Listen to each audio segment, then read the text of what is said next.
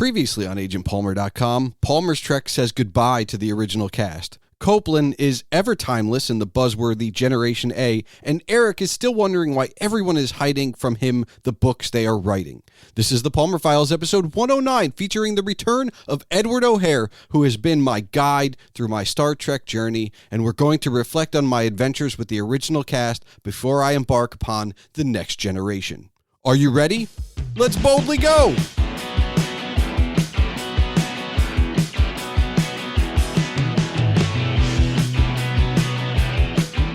Palmer's Trek, the final frontier. These are my voyages on a continuing mission to explore Star Trek, to seek out television series and movies, to boldly go where many fans have gone before.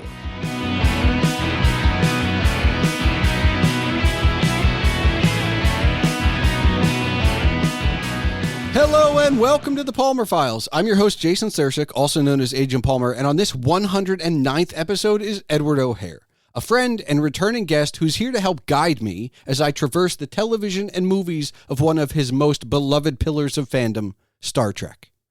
During the episode, we discuss Star Trek the original series, Star Trek the animated series, and the Star Trek movies 1 through 6. Basically, all of the original cast television and movies. This was recorded many months ago, but I waited until all of my individual posts published on agentpalmer.com before releasing this discussion. Something similar will happen in the future as I continue to watch more Trek. So that's what you're in for. But for those of you not following along on the blog, why is any of this happening at all? That's a good question. But the most honest answer is simply, why not?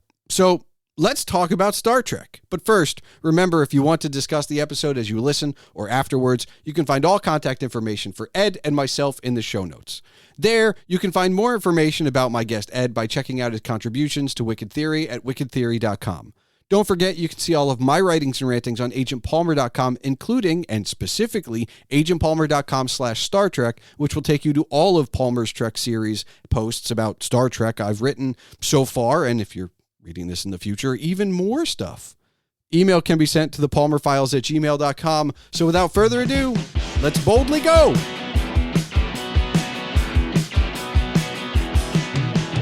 Ed, I have taken a journey. a big one, I would say, an undertaking, if you will. And you are here to kind of help me process everything I have just watched, and that being all of Star Trek with the original cast. Because as of recording, I have not watched anything else. But by the time this releases, hopefully I will have watched a lot more. So I've done the two adventures of Captain Pike and the many adventures of Captain Kirk. That's what I have done. That's it. Okay. And I want to say you have been very supportive throughout this endeavor, as I think we spoke probably every 3 or 4 episodes through the original run, and then definitely after every movie, and a bunch during the animated series. And you're always good for like some DVD commentary I didn't know. But I have to ask, from your side, right? Because I think I showed you an early draft of like, this is where I am and the little I know of Trek. So you saw where I was, and you've been with me on this journey. Do you get to relive a little bit of it as like it's my first time, and has that been fun? Oh, hey man, it's always fun when I'm talking about Star Trek. All right.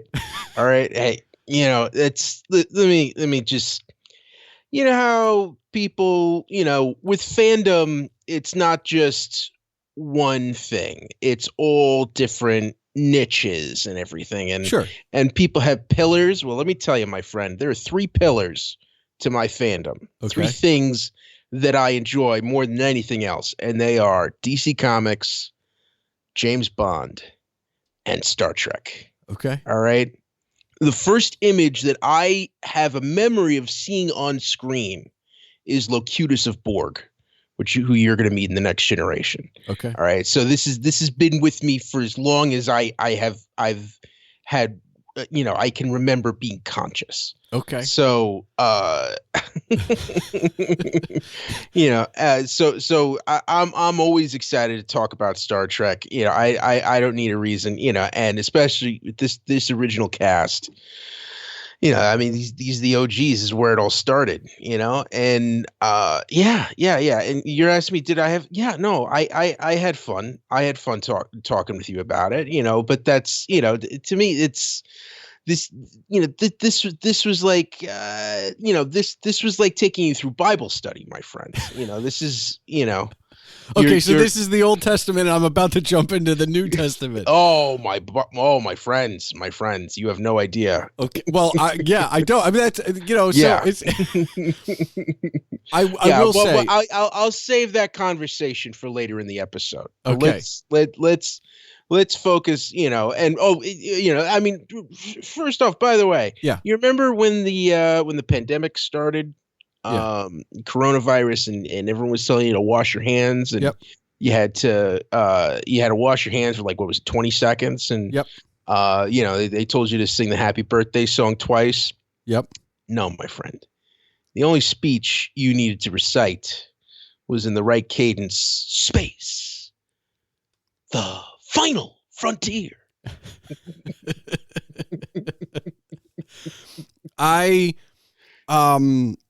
As it will come as no shock to you, my favorite piece to all of this is the animated series.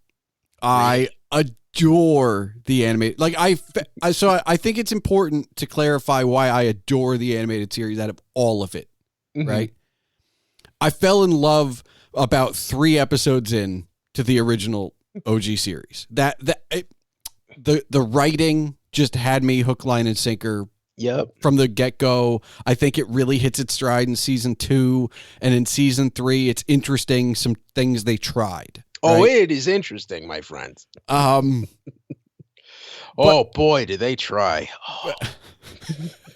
So we get there, right? And then I finish that, and it's time for the animated series, and I'm a sucker for animation to begin with, but I think the reason I enjoy the animated series is because not only did the show figure out what it was doing through all of its trial and error in like season 1, but like they hit a stride in season 2, they tried some things in season 3, and then for the animated series, they really knew how to tell a story. They were I think the writers' room, such as it was, the writers must have been thrilled to not be limited to what you can shoot on film.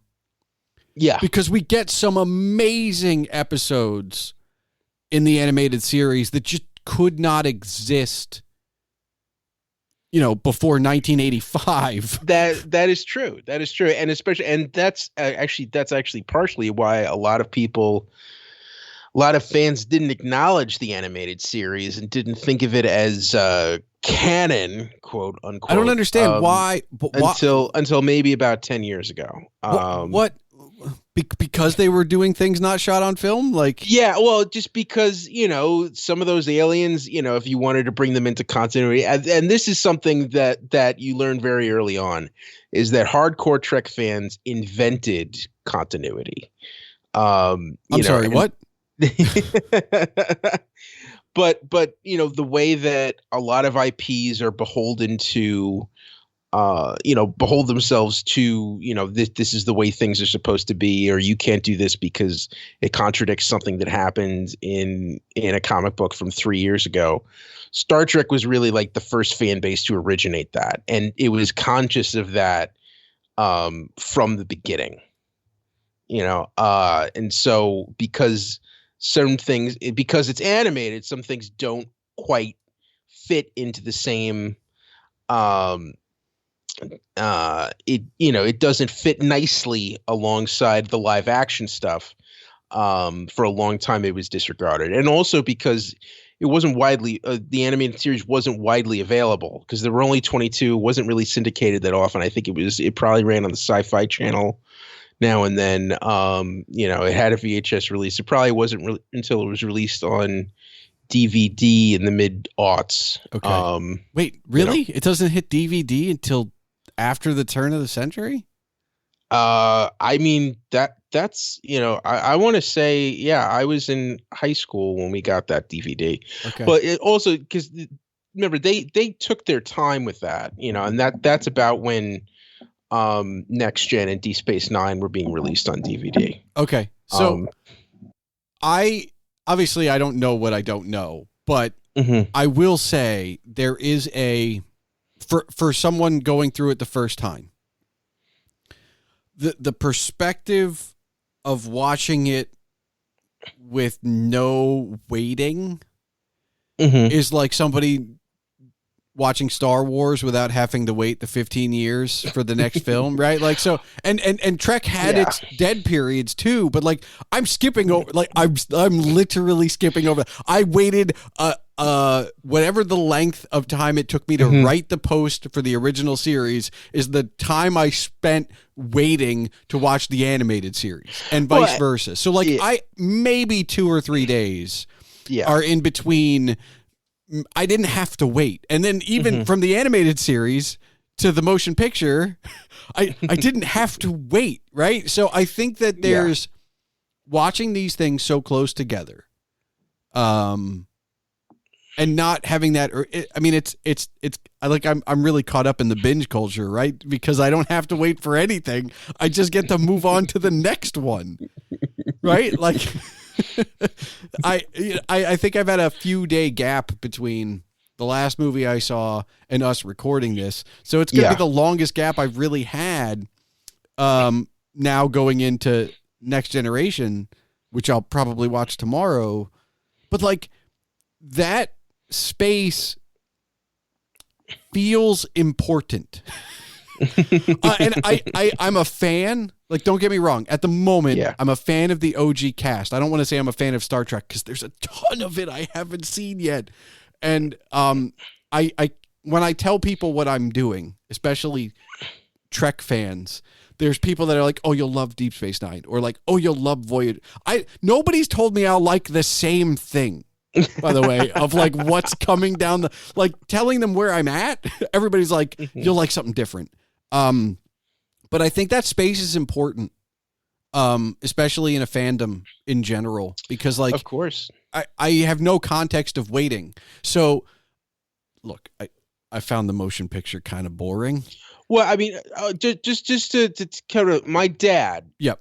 I came to this because of my dad. My dad grew up with the original series, saw it as it was airing on NBC in the 60s. And when it went off the air, my dad was 10 years old, and he had to wait a decade before the motion picture came out. He waited 10 long years, and, just kind of as all that time, it was airing in syndication and building that fan base. And so think of the decade you had to wait between that to get to the motion picture. And the closest you get in between that time period, right, is Close Encounters and Star Wars. Yeah. Right? Like you've got some other tent poles, sticking in the ground of like successful science fiction. And it obviously changes the perspective on every single one of the movies. Right, because I watched them all in like a 3-week span. I watched all 6 movies in a 3-week span, which is not what anyone's experience was when they were being released.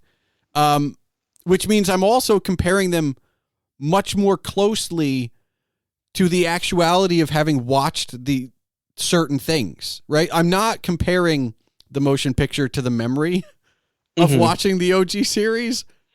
No, I just finished. Yeah. So I think that's important, but I have to say, behind the animated series, then I think it immediately goes to the TV OG series, and then there's a list of movies. Right? Okay. But all right.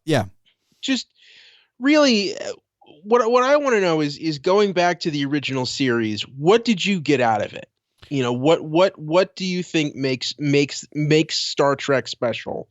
What did you learn from it?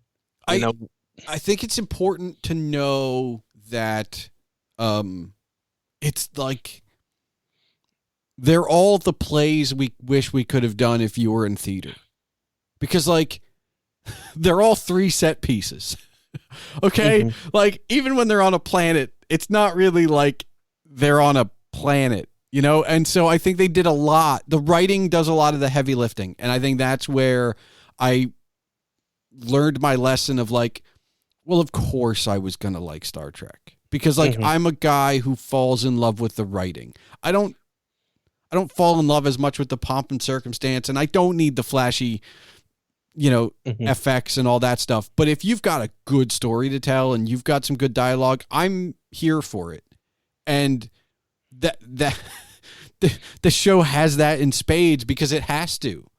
The rest of the stuff doesn't really exist. So it was kind of fun. And the other thing I think that's most important for people watching it now or going back to it or coming to it for the first time, it's a true serial. Oh my God, it's a true serial. Like, yeah, sometimes there's, you know, oh, about that thing we did that one time. But for the most part, the adventure of last week is gone and we're on to a new adventure. And yeah, I loved that.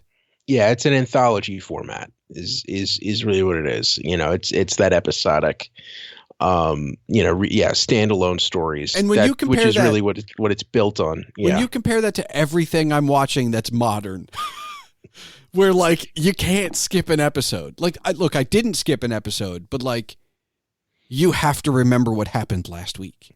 It's like, no, I enjoyed that episode, and now I get to enjoy this next one. Like, and that's it.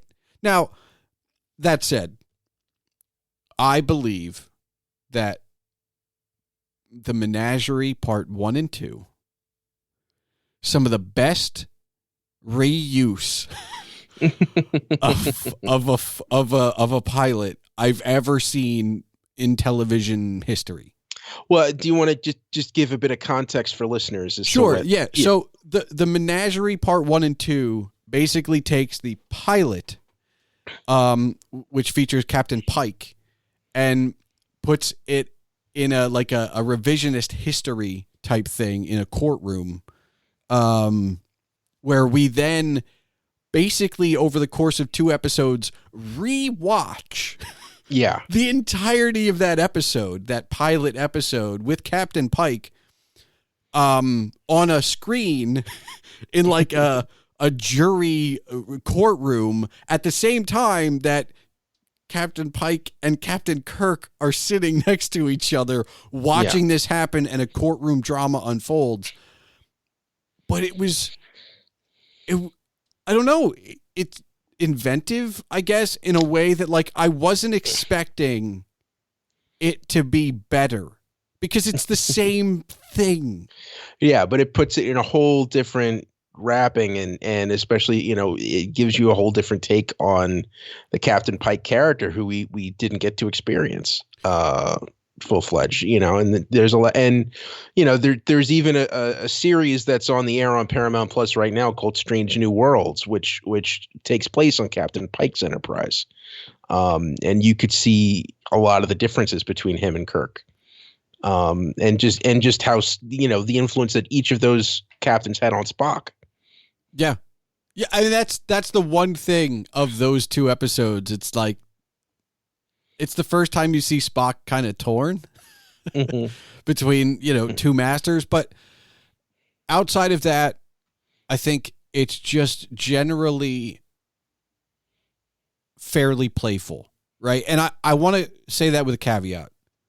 The science fiction I grew up reading was Asimov, right? And Clark. Bradbury and Ellison and Matheson. Yeah.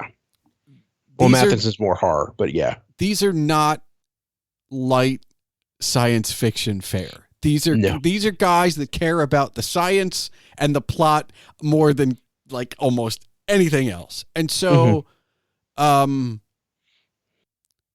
light science fiction fare was new to me. Even, like, I know that as Star Wars has evolved over the years, it's added in a bit more humor.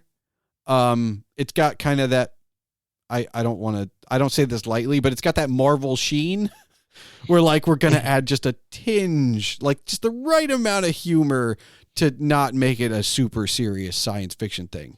Mhm. But Trek never took itself too seriously. Like throughout the whole thing, there are always moments of levity around the corner. And when they want you to be sad, they want you to be sad, and they just skip the levity altogether. But I feel like as a series as a whole, it does a very good job of literally entertaining you. Well, I think a lot of that comes from the characters, and there's a real kind of Office Space type environment Yeah. where you feel the rapport between those characters, and that's where most of the humor comes from. But it never gets in the way of the story. No, and it's never literally laugh out loud funny. It's always chuckle. Like it on the scale of like what kind of funny it's supposed to be, it's always the right kind. Mm-hmm. You're never like gagging. Like it's never the gag for the laugh. Yeah. And one thing that I think also makes Star Trek unique among science fiction, especially the writers that you were talking about, is most of their stuff is very dystopian.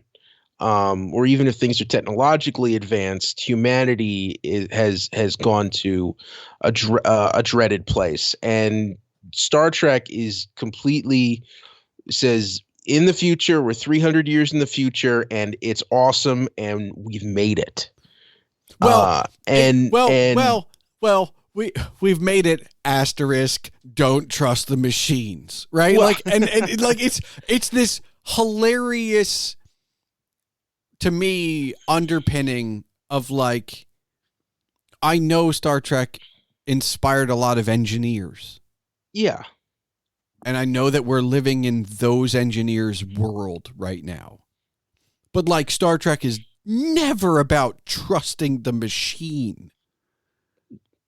Like it feels like at every turn that they can make a comment on artificial intelligence, the message is do not trust this intelligence. Okay, so that's there's a difference between artificial intelligence and technology. Okay. Because they use machines constantly. The Enterprise is a machine. Yeah. So I think there's a whole through line of artificial intelligence, or even just giving yourself over to an altered consciousness that seems to be that Roddenberry seems to put a negative downpour. I'm talking about episodes like This Side of Paradise. Yeah. But really what I'm saying is that humanity has made it. Things worked out. Human civilization has reached a peak. And the series is going around to other civilizations that are, and exploring the same types of issues that are facing the world today, but in the future on other planets, and helping them through it. Well, yeah, and I am thankful that, and I don't know if it was Roddenberry as like producer director kind of guy. Well, I mean executive director, but like I don't know if it was his direction, but like they find themselves on the gangster planet, right? 1930s Chicago, and they find themselves in the Wild West sometimes, or with natives sometimes. And they very much, unlike today, and I think I can say media of today, they did not just, well, we don't have anything for this week, let's throw them randomly on another Roman planet. Like, it happens, but there's always a little bit more plot to it than just, let's take our crew and cast and go to the Old West or to jolly old England, or like there was always a little bit more to it than that. Yes. And I appreciated that because it meant like they were actually thinking about it. And because somebody had to be like, well, we can't just put them in jolly old England. Yeah, there's always a reasoning behind it. There's always a moral or a message behind it. And the way I like to think of Star Trek is it's exploring the human condition. And I think that at its height, that's what all of the best Star Trek stories do. That's fair. And I pulled up my list of like. Oh, we're gonna get into the list now. Well, not quite. I just wanted to say, like, it's what's funny to me is I did this list ongoing, right? So I have a notebook that I use when I write this. I'm old school when it comes to that. And basically, if I really like an episode, I put a star next to it, basically. And then at the end of the series, I highlighted them all, and I just, let's see where I'm at. And it's for in hindsight, for a guy who loved the series, like, there's only so many every favorite episode ended up on my list of that post.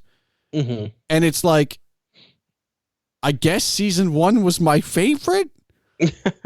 Like, because I have a lot more from season 1 than 2 and 3, but like the stuff, but I may like what they did in season 2 and 3 just a little bit more, right? So, I think. I mean, it might have just been that as you were going, your standards were narrowing. It could be. I think it's also. I believe, and I'm going to list the episodes real quick. I believe they all have amazing writing. I think the writing's top notch throughout for the most part, but I think these episodes kind of stand alone. It's I mean, I'm looking at this. There's only one question mark I have, which I don't know if you want me to bring up, but I'll just go through the list real quick. Season 1, it's episode 5, The Enemy Within. Episode 7, What Are Little Girls Made Of? 8, Miri. 11 and 12, The Menagerie, parts 1 and 2. 14, Balance of Terror. 19, Tomorrow Is Yesterday. 23, A Taste of Armageddon. And 28, The City on the Edge of Forever. Then season 2, it's episode 3, The Changeling. Episode 24, The Ultimate Computer. And episode 26, Assignment Earth. And then for season 3, it's episode 10, Plato's Stepchildren. Episode 11, Wink of an Eye. And episode 20, The Way to Eden. Those are my favorite episodes, basically in the order they were released, right? Like I didn't place them in a favorite, but those were the ones that kind of rose to the top for me. What's the question? Is it something that's here's what's I'm going to jump. Is it what's missing or what's included? No, I would say all of those I would think are competent, strong episodes, with the exception of Miri. Miri's the one that's like, really? That one? I don't know. It's just there's something. I think McCoy in that episode kind of shines for me a bit more. Look, I will be honest with you. You're really into McCoy. I don't. Okay, so this is where I'm at, right? I finished the original series and I wrote about it. And at the time, I couldn't pick my favorite crew member. Because I liked the crew as an ensemble. Okay. Yeah. And you go to the animated series and it's kind of the same thing. Like you like the crew as an ensemble. And then I get into the movies. And while I still like the crew as an ensemble, McCoy takes the lead in my heart through as every movie from the motion picture on. McCoy becomes McCoy becomes me on screen. Yeah. As the writing of that movie goes on, those movies go on. And I don't know. He's got good and bad episodes. I think they all have good and bad episodes. I think that's the point of an ensemble cast. But yeah, I don't know. Miri, I don't know. It was there. It was in the moment. That's just. It's just an odd premise and just really like, oh, this is about puberty. Oh, this is weird. This is awkward. But at the same time, and some of the makeup in that is just woof. But I will say, let's be real with some of my stuff, right? Tomorrow is Yesterday, City on the Edge of Forever, and Assignment Earth I'm all about Star Trek, and like you would think it's all time travel. You would think I'd love like the movies a little bit more for how often the movies come to modern day for looking at this objective list of my favorite episodes of the original series. Yeah. Well, I mean, I would say City on the Edge of Forever is probably objectively the best episode, and that's the one that's hailed most. That's the one that was written by Harlan Ellison originally. And to me, like, that one part, the strongest moment in the series is when Kirk has to turn around and stop McCoy from jumping into the street. Yeah, no, but at the same time, I look at there are pivotal moments on Assignment Earth. Yeah. when they're going back to like 60s Earth. Yeah. Which, by the way, was meant to be a backdoor pilot. Really? Yeah. That Gary Seven was meant to have his own series called Assignment Earth. And it ended up not getting picked up. I especially enjoyed Terry Garr in that episode. But yeah, and that's also, there are some of the, and also Star Trek. I mean, once you finish the series, if you really want to have fun, there is an ocean of novels that you could go into. Like, I can remember going into the bookstore when I was a kid, and like Star Trek, like, in the science fiction section at Walden Books, Star Trek would have like 2 whole bookcases. That's how much stuff there was, and there are several Gary Seven novels in there. Okay. I before we get onto the movies, let me just say that, well, I picked a bunch of favorite quotes. Like, there's one that literally sticks in my head all the time from that original series. And it's something from the hippie episode, Ed. Because I'm going to crack my knuckles and jump for joy. I got a clean bill of health from Dr. McCoy. Oh, boy. Oh, that third season is rough. Especially when you realize what was. Well, first off, you start off with Spock's brain. You're like, oh, we're in trouble. Let's talk about the cinematic universe for a bit of the OG cast. I found the motion picture a little bit wanting, really, but I think that part of that again is I didn't have to wait a decade, right? I jumped right in, and it's a bit slower paced. Yeah, Robert Wise tried to film it like it was a musical. And this is the guy who worked on West Side Story and The Sound of Music. And instead of trying to feel like Star Wars, he tried to make it feel like 2001. And I think it's something that was probably really cool to see in a cinema. But by modern, especially by modern TV standards, it's boring as sin. But then we get into the Genesis trilogy. Yes. Which I really loved. Mm-hmm. I really did. I thought it was wonderful. And it's I almost feel like it's kind of cheating, but I would say my favorite era of Trek is the original series movies. I don't know. I like the middle movie. Like, I think Search for Spock is probably my favorite, and then the Voyage Home is probably my second favorite, and then 5, 6, and 2 are like tied at that third level, and then the motion picture. Yeah. What's this scene about ties? You can't. This is America. There's no ties. Break that tie. Break that tie. What are you doing here? I guess it would probably be Wrath of Khan, because it's a more cohesive film. Mm-hmm. The Final Frontier, because it is, I think sadly it's trying to do too much, and so it does a lot of things poorly, but it does a lot of things, right? Like, it's very exciting, and it's also a comedy. Like, I don't know. Like, I'm sorry. There's there's got to be somebody out there in like a film school as a project that is going to recut that film as a straight comedy. Right. Well, usually it would be the other way around, but there were a lot of behind the scenes production factors that that hurt Final Frontier. You're saying Undiscovered Countries are number 5? Yeah, Undiscovered Countries 5. I did look. Man. I gotta take you to task for this. So I watched them all the movies with Steph because she had wanted to either rewatch or watch all the movies. My buddy Zapata came over for Wrath of Khan and Undiscovered Country, which are the 2 that are directed by Chris Maier. And he also took me to task. Like when we finished Undiscovered Country, because it's the last one, he asked me about my list, and when I didn't say Undiscovered Country's my favorite, now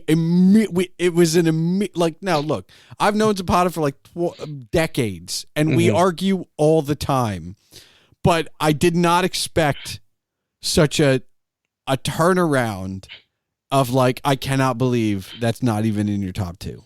I don't like, and I will say generally, and this isn't a hard and fast rule, but from my experience, usually non-fans love Star Trek 4.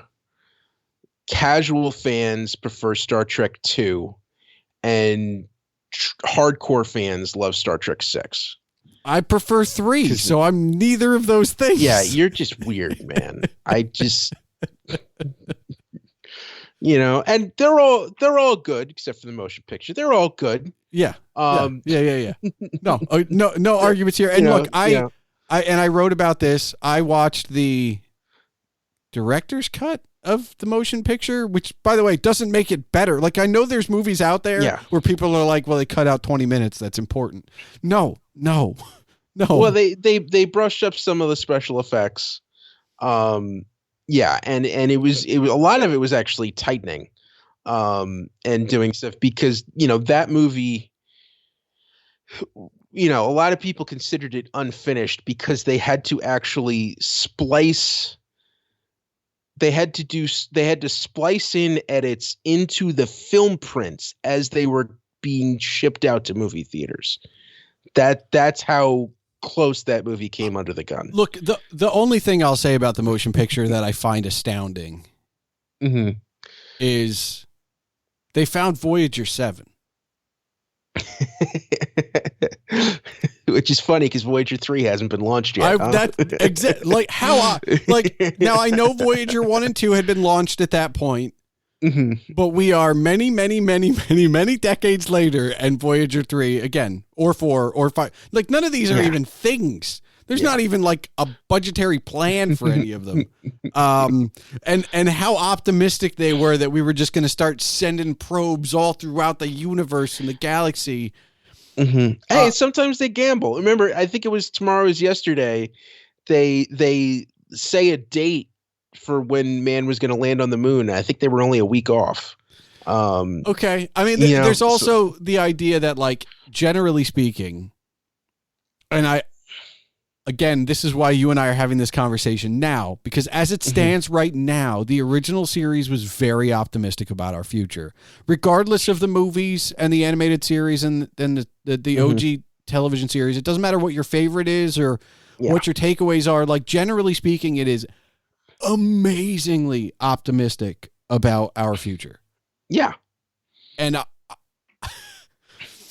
all right, I'm watching this at the beginning of 2023, the end of 2022. Oh, well, I can use optimism, my friend. I could use all the optimism.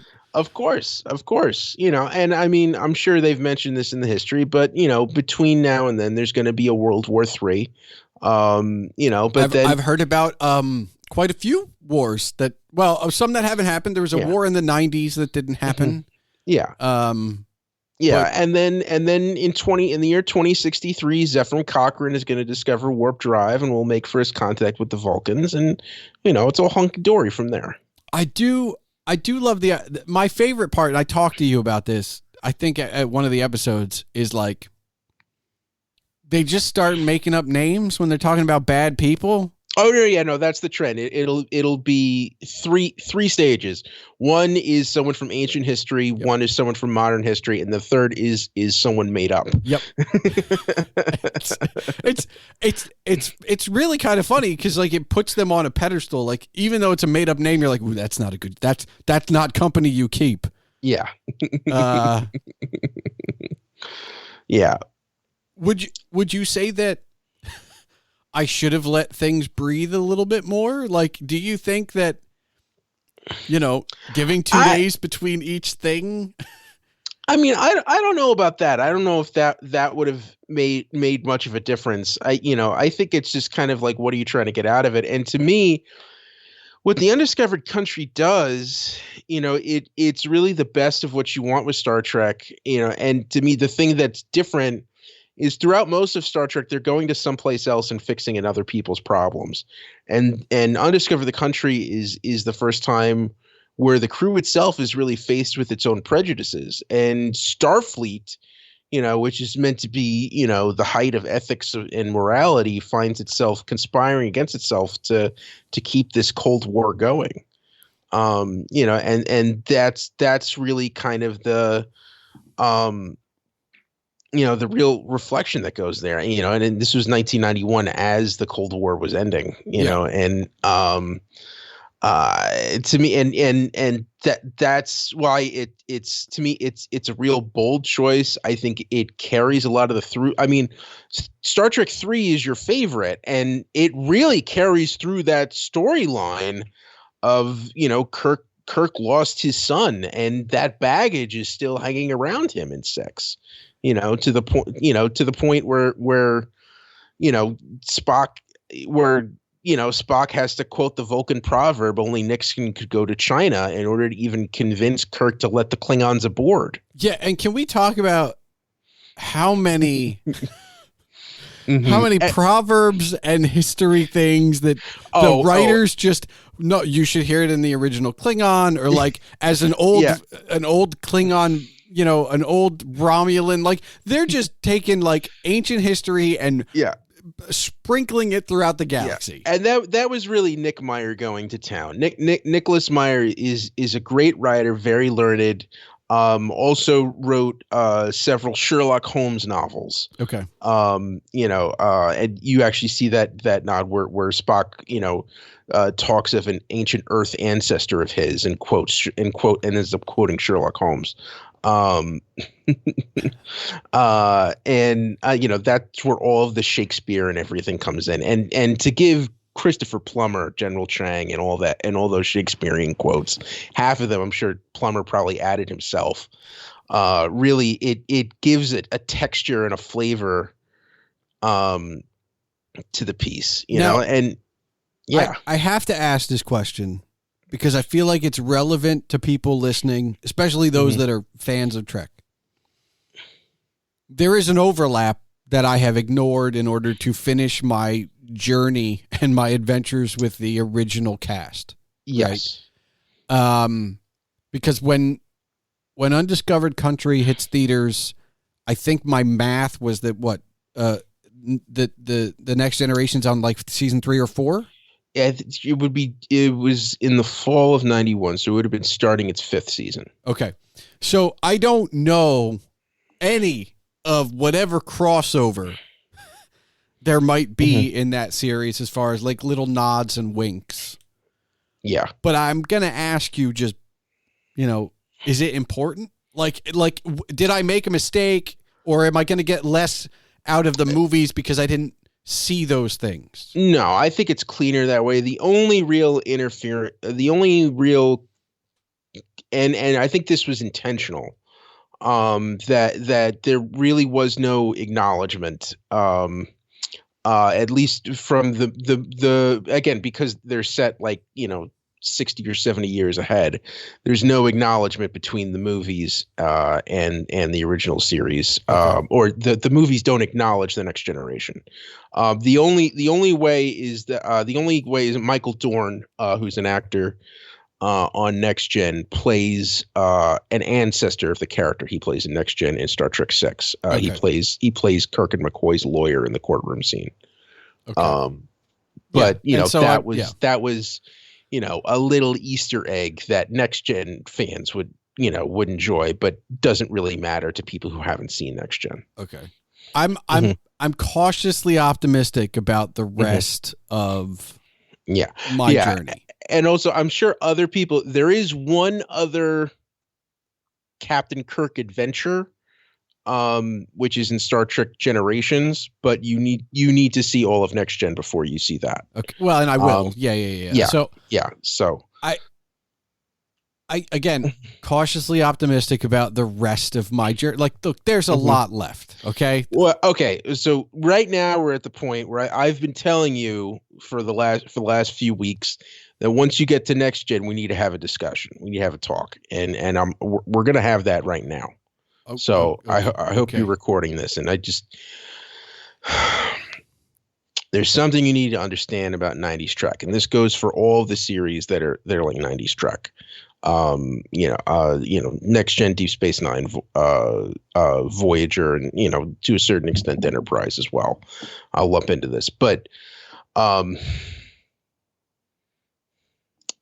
you need to brace yourself, okay? And anyone who knows Next Gen really well, Next Gen, and this goes for all those series, but Next Gen especially, you need to brace yourself because the first 2 seasons are gonna be a rough watch.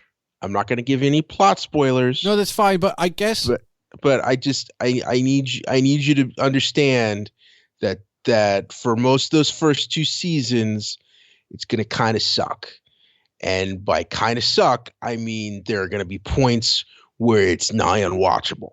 And you're gonna wonder, like, why am I doing this? Should I go forward? I'm here to tell you, you gotta dig in. You gotta dig in, okay? Because there's gonna be shades, there's gonna be glimmers, as Marty Schottenheimer would say. There's a gleam. Okay. And you want to reach for the gleam, but with all of these shows, the first 2 seasons, it's kind of rocky. And it takes a while for them to find themselves. I without spoilers, right? Yeah. I have to ask this question. Why? Because here's the thing. Is it rough because they're trying to differentiate themselves from whatever happened? Like, what? Okay. So what happened was, if you remember, Gene Roddenberry stepped away for season 3. Yeah. And then spent the next decade trying to get a Star Trek movie made. Yes. And then or get Star Trek back on the air. And then finally all of those machinations, Star Trek the Motion Picture comes out, and it's financially successful, but most fans and critics agree it's not great. So then they say to Gene Roddenberry, "Oh, you're going to be our executive consultant." And Harv Bennett is going to be the executive producer, and he produced the Genesis trilogy in Star Trek V, and Leonard Nimoy was the executive producer on Star Trek VI. So basically, Roddenberry was pushed aside for all of the sequels, and Next Generation, he gets his hands back on the reins, and Next Generation is his show, and kind of the Roddenberry doctrine, as they called it, sure, kind of got a little warped. And the writer's room didn't really understand how to handle, and some say it was his demand, some say it was a lawyer of his, but basically it got it into its head that everything is so perfect in the future that you can't have any internal conflict between any of the crew members. And so it defeats the entire purpose of the OG series, though. Well, that's the thing is the conflict. It all has to be external conflict. Okay. So they focused a lot on really interesting science fiction stuff, and the characters kind of fall flat. All right, hold on though. So that explains Next Gen, but you said that this was a thing for all. So well, basically for all of those, the first 2 seasons are rocky as they try to figure out the cast, and figure out what the series wants to be and how this cast is going to function together. Okay. And then season 3, they start pushing more towards character-oriented episodes and start pushing more towards character, and it starts to hit its. And then season 4, the show hits its stride. 5 and 6 go strong, and then 7 is pretty good, but you could see them start to run out of ideas, and that's when the show ends. So, season 3 of the OG series they knew it was the end. They knew they weren't getting another. Yes. Yeah. What I'm talking about does not apply to the original series. Okay. This is just for all right, next gen and beyond. But so season 3, they knew they were going to be done. Yeah. They finished the Genesis trilogy. And but they knew they had to know they were doing the Genesis trilogy, because all throughout the first Wrath of Khan and Search for Spock both end with some kind of semblance of the voyage continues, or the adventure continues. Well, they had an idea that there was going to be another movie. Okay. That the end of Voyage Home doesn't have that. Yeah. And then the end of Final Frontier doesn't have that. And then the dialogue at the end of Undiscovered Country puts you in this mindset of like, okay, this is the final voyage of Captain Kirk, and we get that.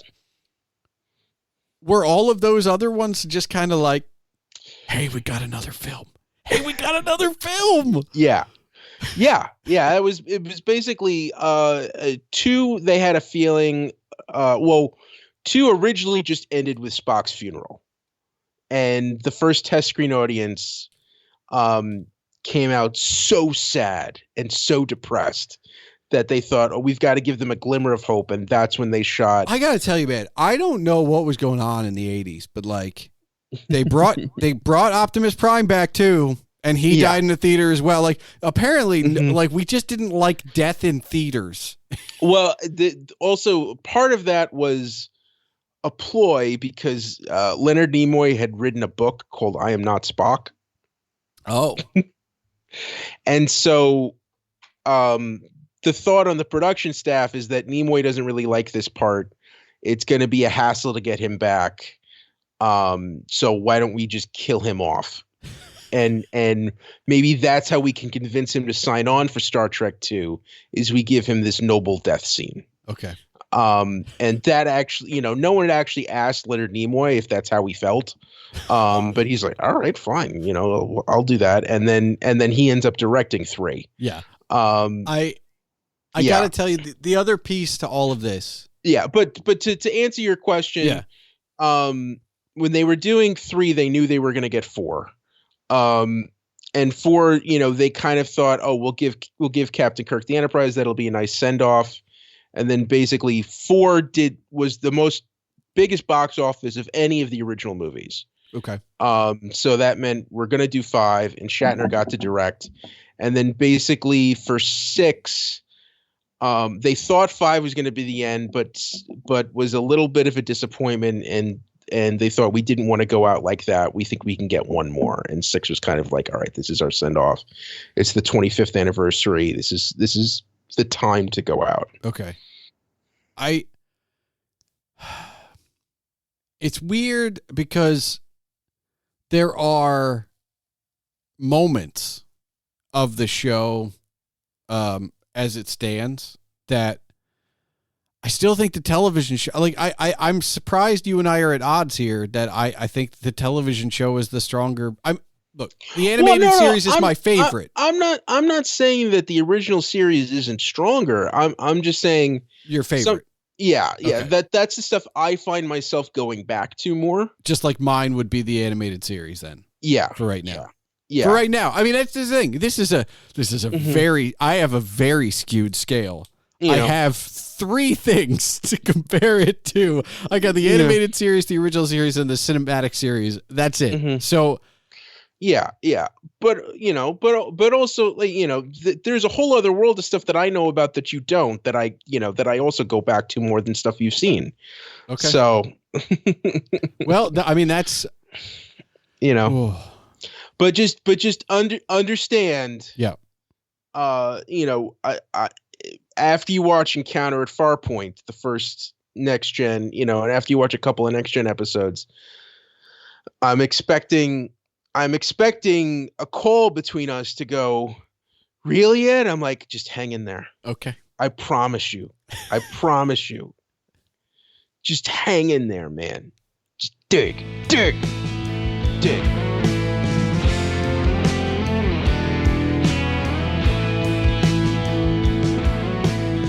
So I'm still boldly going, though it has taken a bit to get through 6 seasons of Star Trek The Next Generation that I've watched so far, with 1 more to go and 4 movies before Ed and I sit down for just another episode like this.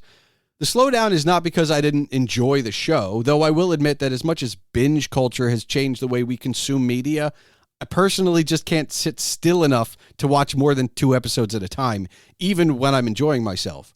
I still need a break, and also I enjoy reading books and listening to music and podcasts and watching sports, so it's not like it's the only thing I have. I don't only have Star Trek to watch. There are other things. The point is, more is coming. It'll just take some time. After re-listening to this conversation and knowing where I am now in my journey, I'm still at this point very happy that I undertook this journey. So I want to ask all of those of you who have made it this far, is there something, perhaps like Star Trek was to me, on the periphery that your friends or you or the culture at large seems largely interested in that you haven't undertaken or just haven't taken the opportunity to view?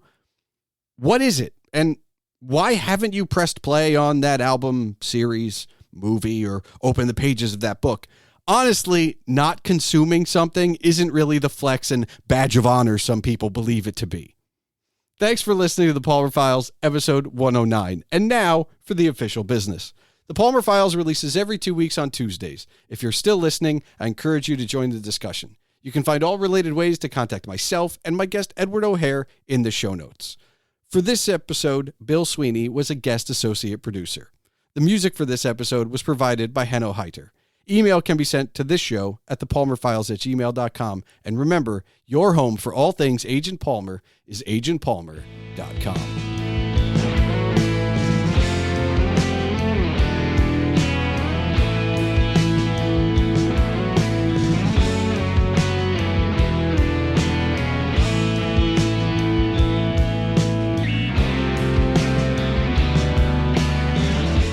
Space.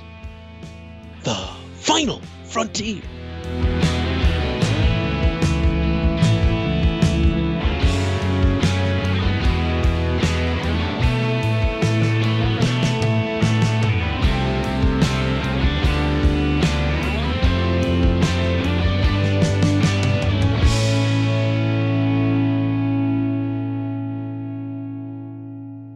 All right, Ed, do you have one final question for me? So we're recording this the last day of February. Yeah. And I know this is meant to come out. This is probably going to be released towards the end of baseball season. Yes. But we've had a week of spring training. We have. I would like to know your thoughts on the pitch clock. All right.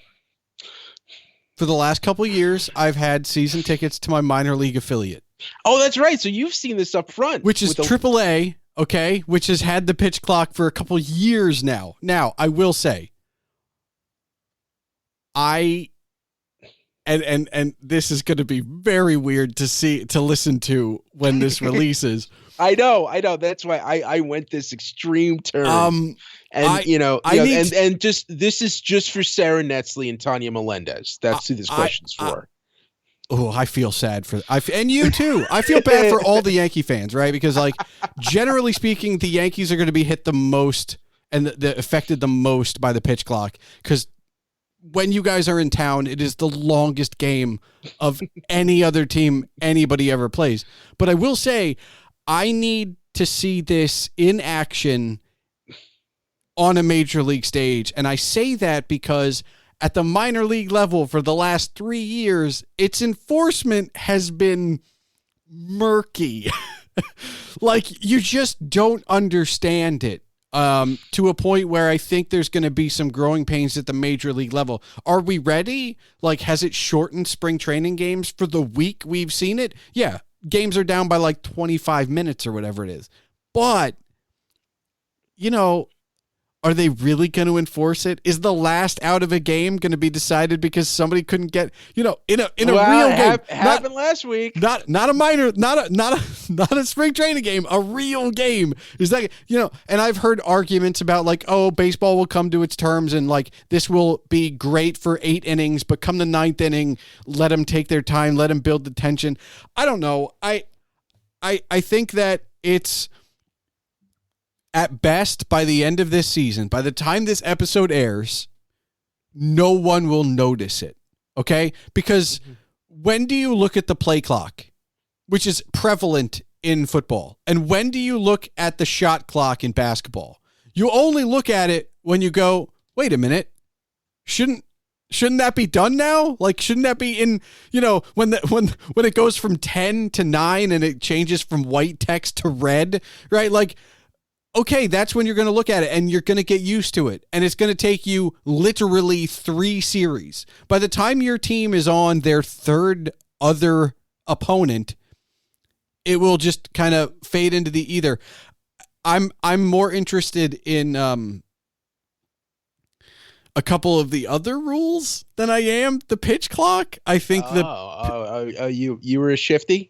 No, I wasn't a shifty. I think, generally speaking, that baseball went the way.